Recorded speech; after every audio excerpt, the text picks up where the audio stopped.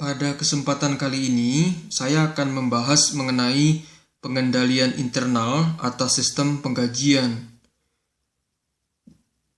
Pengendalian internal atas sistem penggajian diperlukan untuk menjamin agar pembayaran gaji dapat dilakukan secara akurat dan tepat waktu, serta tersedianya catatan akuntansi yang memadai atas penggajian. Selain itu juga, sistem penggajian harus dapat menyediakan pengamanan yang memadai terhadap tindakan pencurian, penyelewengan, dan penyalahgunaan atas dana gaji. Perusahaan perlu menerapkan suatu sistem penggajian yang mencakup prosedur otorisasi penggajian secara tepat. Suatu tindakan kecurangan dapat terjadi dalam kasus pembayaran upah yang dihitung berdasarkan tarif harian atau mingguan. Tindakan kecurangan ini dapat dilakukan oleh oknum supervisor yang dimana dengan sengaja menambahkan beberapa nama karyawan fiktif ke dalam daftar penggajian. Supervisor tersebut kemudian dengan leluasa mencairkan cek gaji atas nama karyawan yang fiktif tadi. Kecurangan juga dapat dilakukan oleh oknum supervisor dengan cara mencairkan cek gaji karyawan yang sesungguhnya telah berhenti bekerja, namun tidak dilaporkan ke bagian penggajian. Untuk mencegah terjadinya tindakan penggelapan atau penyelewengan atas dana gaji, seperti yang dilakukan oleh oknum supervisor tersebut, maka catatan daftar hadir karyawan harus dapat dikendalikan dengan semestinya. Secara konvensional, catatan kehadiran karyawan dapat diperoleh baik secara manual ataupun dengan menggunakan kartu yang dimasukkan ke dalam sebuah mesin pencatat waktu. Catatan kehadiran karyawan secara manual dapat diperoleh dengan cara menempatkan karyawan bagian penggajian untuk mencatat setiap jam kedatangan maupun jam kepulangan dari setiap karyawan. Namun, cara ini dirasakan kurang memenuhi syarat pengendalian internal karena besar kemungkinan terjadinya kekeliruan. Apalagi jika jumlah karyawan yang harus dimonitor cukup banyak. Sedangkan catatan kehadiran karyawan yang berupa kartu yang dimasukkan ke dalam sebuah mesin pencatat waktu sesungguhnya cukup akurat. Akan tetapi, cara ini membuka peluang bagi karyawan yang menitip absen. Cara yang kedua ini akan efektif jika karyawan bagian penggajian ditempatkan di lokasi di mana mesin pencatat waktu berada. Cara kombinasi ini dilakukan untuk memastikan bahwa jam kedatangan maupun jam kepulangan karyawan sebagaimana yang tertera dalam kartu hadir benar-benar aktual dan tidak ada karyawan yang menitip absen. Akan tetapi, cara kombinasi ini juga dirasakan tidak cukup efisien. Cara yang lebih kontemporer yang memenuhi asas efektivitas dan efisiensi dalam rangka memonitor jam kehadiran karyawan adalah dengan menggunakan absen sidik jari yang terekam ke dalam sebuah mesin pencatat waktu. Dalam hal ini, pengendalian internal atas waktu kehadiran karyawan benar-benar dapat berjalan secara optimal. Dengan asumsi tentu saja mesin selalu dapat berfungsi dengan baik. Gaji sebaiknya dibayarkan kepada karyawan secara akurat dan tepat waktu melalui penggunaan rekening khusus bank.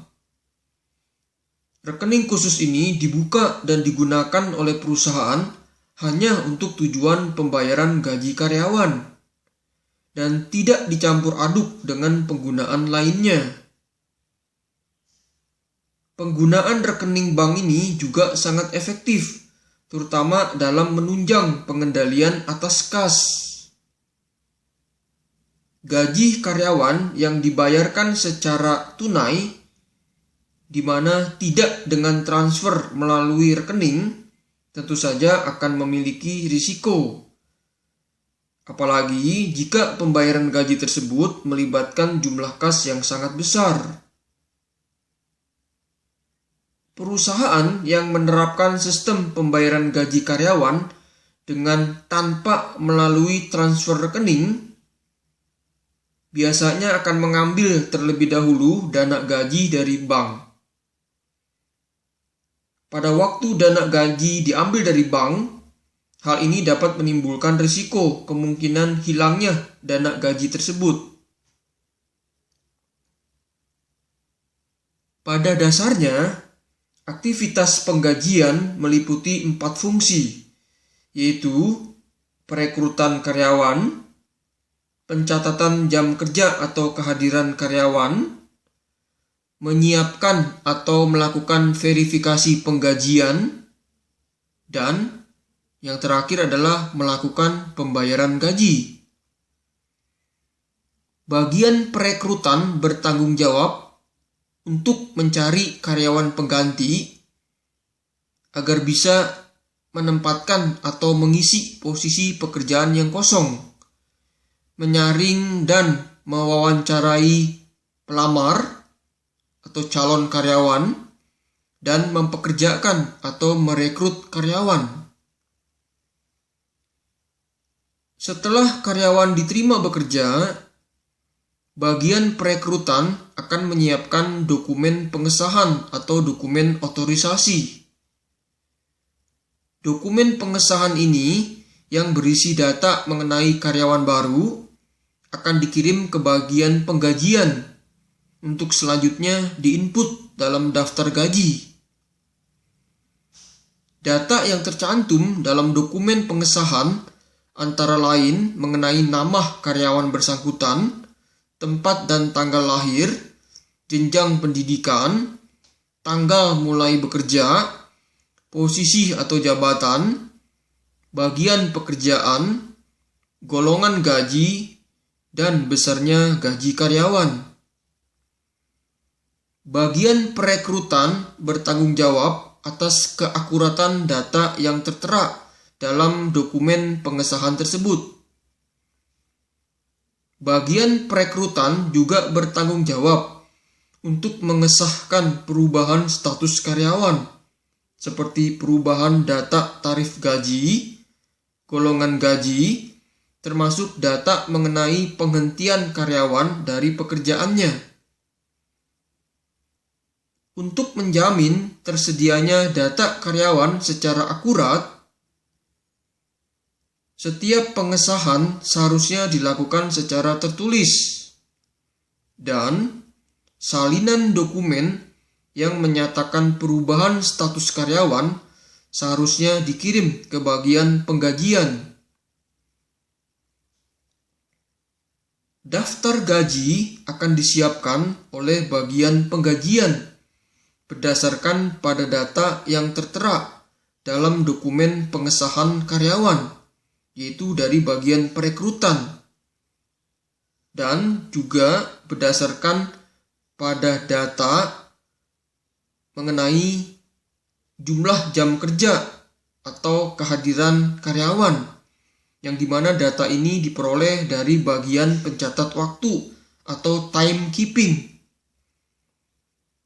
Bagian penggajian selanjutnya akan menghitung besarnya gaji bruto beserta potongan-potongannya.